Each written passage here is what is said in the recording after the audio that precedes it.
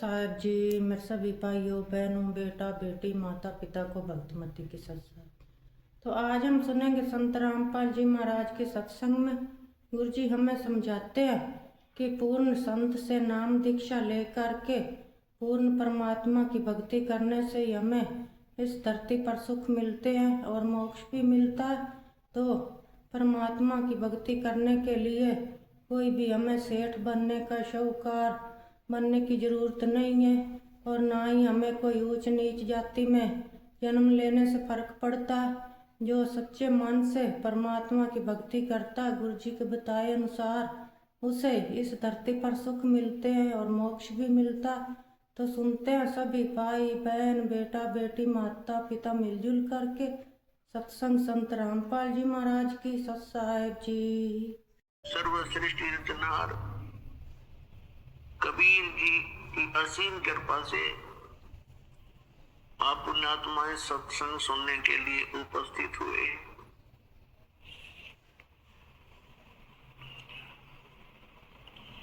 जन्म जन्मांतर के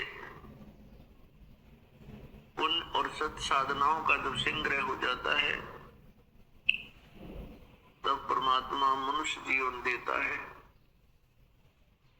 और भी अत्यधिक जो पुण्यकर्मी प्राणी होते हैं मनुष्य जीवन प्राप्त करके वे सतगुरु शरण ग्रहण कर पाते हैं।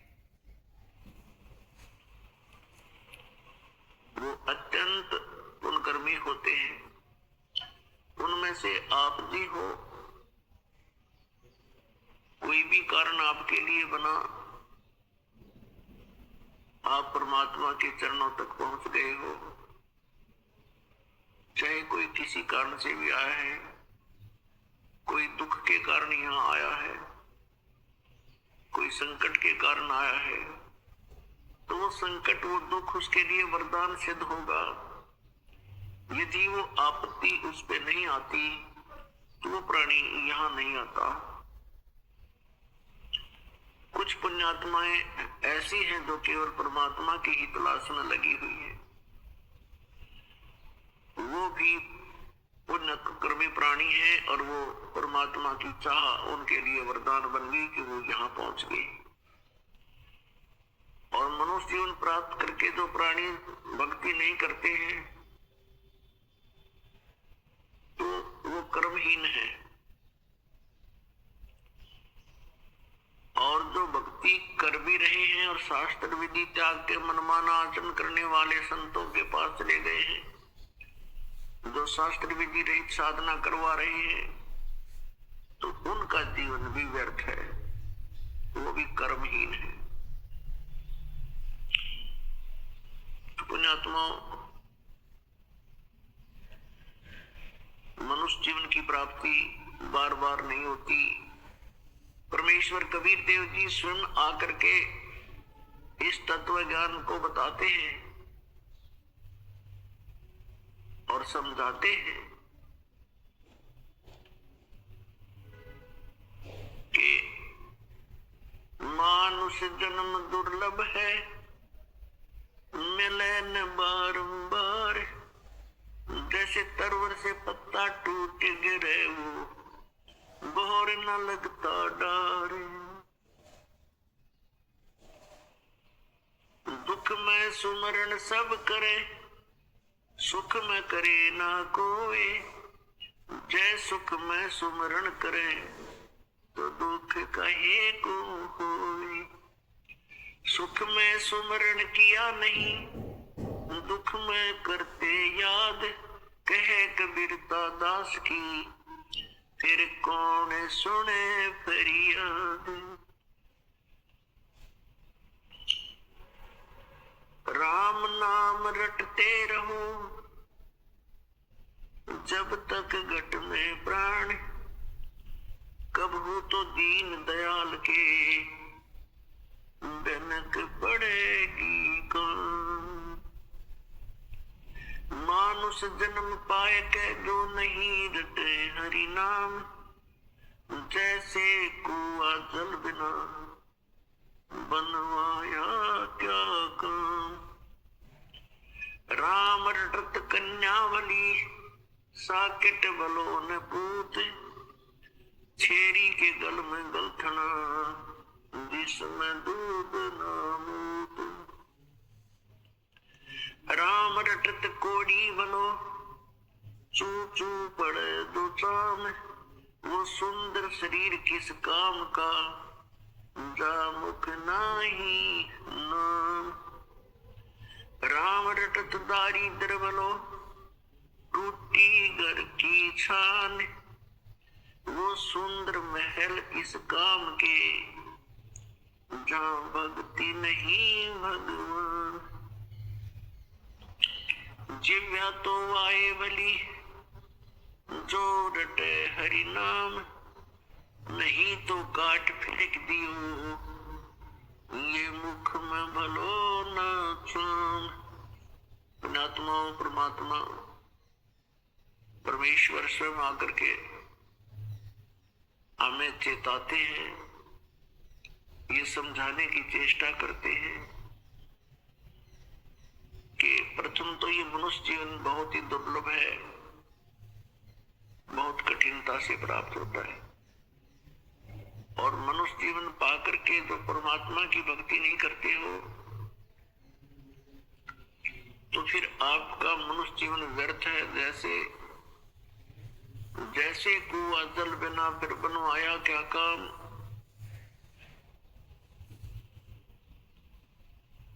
अब जिस कूप में जल नहीं है और वो खोद भी रखा है, उसके पक्का स्ट्रक्चर भी बना रखा है और बहुत सुंदर दिखाई देता है,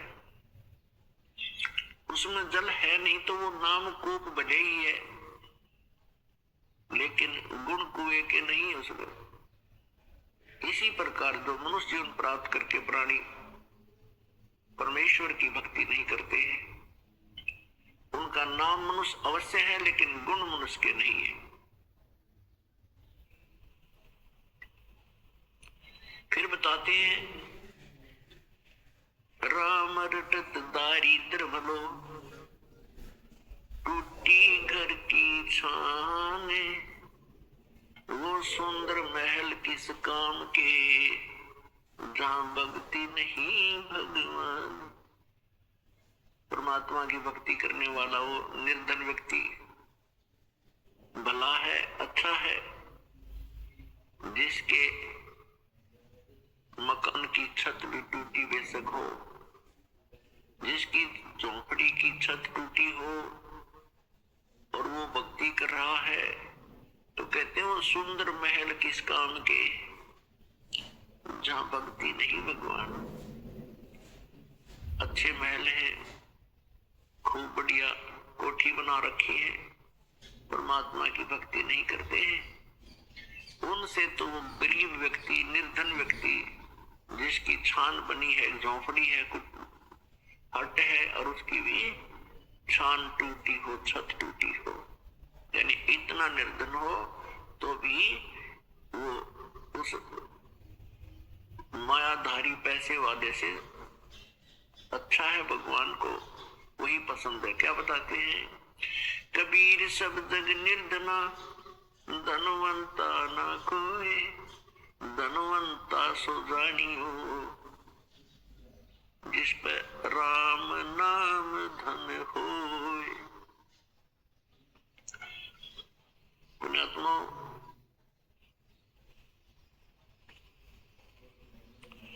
परमेश्वर खुद सारी सृष्टि के रचनहार है, सबके पालनहार हैं कबीर साहिब जी, परमेश्वर परम पूज्य कबीर साहिब जी। और वो काशी में, बनारस में आए, एक जुलाहे के यहाँ रहने लगे। परवरिश की लीला जुलाहे के घर पे हुई और ऐसे निर्धन के अपना कपड़े की बुनाई करते, मेहनत मजदूरी करते थे और उस कपड़े के बुनने से जो मेहनताना मिलता था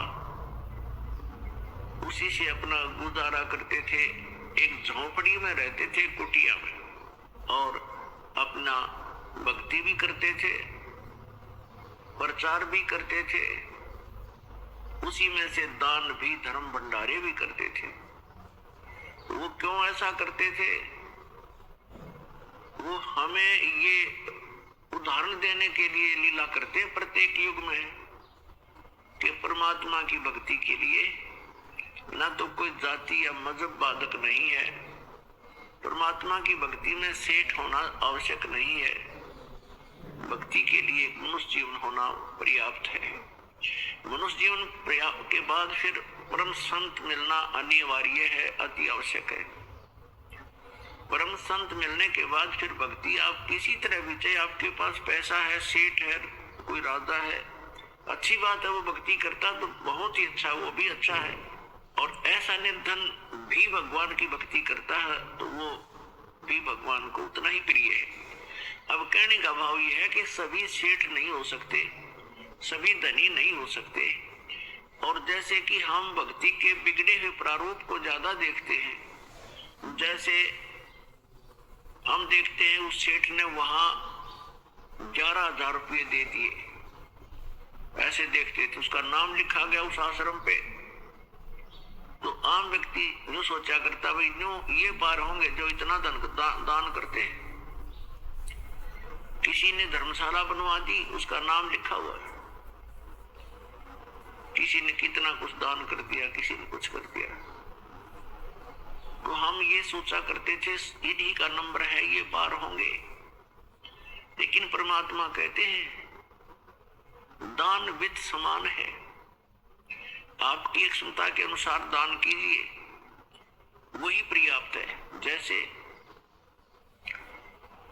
एक व्यक्ति के पास जो है अरबों की संपत्ति है और उसने 2 लाख रुपए दान कर दिए, बहुत अच्छी बात है। और एक व्यक्ति के पास 2,000 रुपए की इनकम है और उसने जो है उसमें से 1,000 दान कर दिया, तो वो उससे अत्यधिक है जिसने 2 लाख दान किए। इन दोनों के अंदर फिर भावना देखी जाती है, यदि भाव सही है, सच्चा भाव है, तो फिर परमात्मा को स्वीकार्य होता है। तो कहने का भाव ये है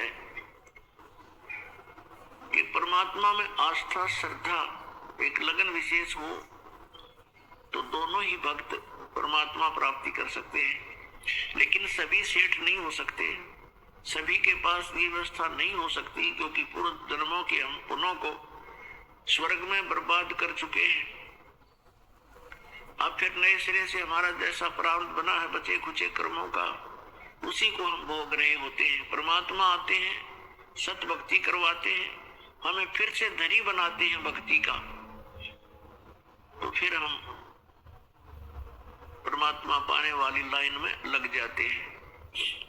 अब जैसे दूसरा प्रारूप बिगाड़ रखा भक्ति का कि जैसे कि परमात्मा वही प्राप्त कर सकते हैं जिन्होंने सब त्याग दिया, घर छोड़ के जंगल में रहने लगे, घास फूस फल आहार करके अपना जीवन व्यतीत करते हैं।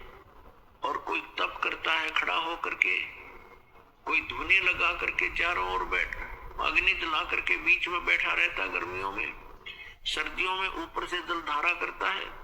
परमात्मा कहते ये कोरे पाखंड है, ढोंग है, ये आडंबरी व्यक्ति है, इनसे कोई लाभ नहीं, ना ये शास्त्र अनुकूल साधना है। और शास्त्र विधि को त्याग कर मनमाना आचरण जो करते हैं वो अपना जीवन नाश कर रहे हैं। गीता जी अध्याय नंबर 16 के श्लोक नंबर 23 में कहा कि शास्त्र विधि को त्याग कर जो मनमाना आचरण करते हैं, मनमानी पूजाएं साधनाएं करते हैं, उनको न तो कोई सुख होता है, न उनकी कोई सिद्धि होती है और न ही उनकी गति होती है, यानी यूजलेस। इससे तेरे लिए अर्जुन, गीता जी अध्याय नंबर 16 के श्लोक नंबर 24 में तुरंत कहा है, इससे तेरे लिए कर्तव्य और अकर्तव्य की व्यवस्था में सदग्रंथ ही प्रमाण है। अर्थात जो शास्त्रों में लिखा है उसी अनुसार आप जी ने करना चाहिए। शास्त्र विधि त्याग कर कोई भी साधना पूजा मंत्र जाप आप करते हो वो यूजलेस है। अब गीता जी में पुण्यात्माओं केवल ब्रह्म साधना का तो ओम नाम बता रखा है, यही वेदों में बताया है।